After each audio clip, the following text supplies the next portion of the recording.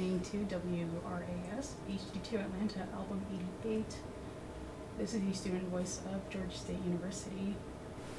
The station has served a lot of different interests over the years. I think the biggest thing that it's associated with is being a pillar of the independent music scene in Atlanta. Especially, I would say, in the past 15 to 20 years, it's been a great outlet for independent, rock and hip-hop artists in the Atlanta area. The Georgia Music Show, of course, is a staple of the station.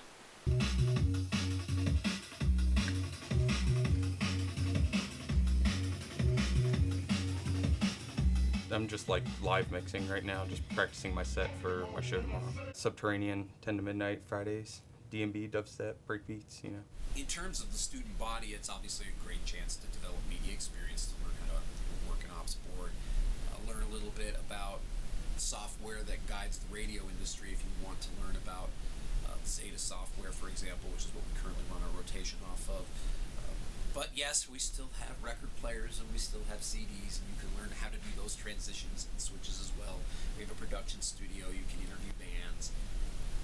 Some people get into it for that, and for some students it's a chance to develop experience as a radio producer or personality, if you would call it that. For most students that get involved, it's a fun thing to do, or they have a genuine interest in music and getting involved in, say, music promotion or something like that, and they kind of want to learn a little bit about all the different cool bands and record labels and acts that are out there, and there's no better introduction than helping you to do that. Sometimes, when I have tracks that I need to edit a lot, and there's not really a way to do it through the mixer, I'll manually mix it in Audacity, but that takes hours, days. The biggest qualifications to be a part of Album 88: are you a student on the four-year campuses? And do you have an interest in learning about how radio works and adhering to it? I've been here for 3 or 4 years now. Philosophy and physics double major, so you don't have to be communications to join here or anything like that. So I became the assistant director for the radio station at the same time that it entered into its agreement with Georgia Public Broadcasting. It's been something of a bumpy transition.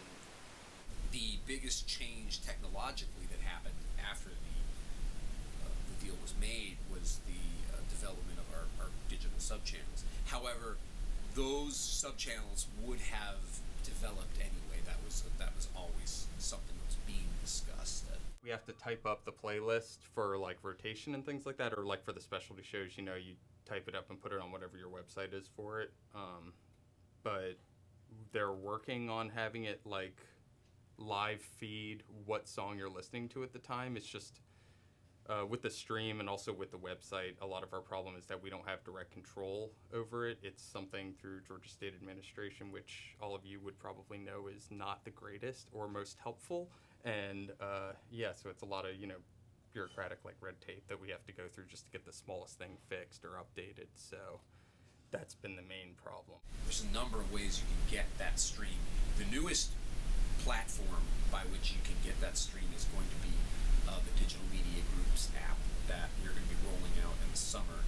It's actually already, again, if you want to talk about beta testing, you can get it on an Android now. That we're in the middle of trying to get it developed for the operating system for Apple, so that when we roll it out publicly, we'll say that it's available on all the mobile platforms. Stuff like expanding into podcasts and more interviews, interviews with professors at the school, other students, things like that, to kind of broaden their horizons there. And also, if we had control of the website, it would be nice to be able to, link to album reviews, or write up our own reviews, link them on there, have links to new music that came out, and kind of set it as a hub, a one-stop shop for it all.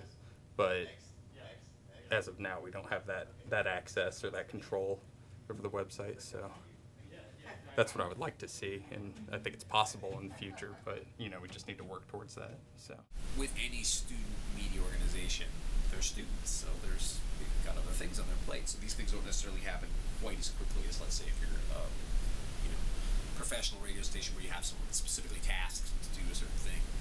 But I'm confident that those things will happen over time and will help increase the station's profile. College radio as a whole has always existed to show the cutting edge tastes of students and kind of fill a void that commercial stations in a particular city aren't getting.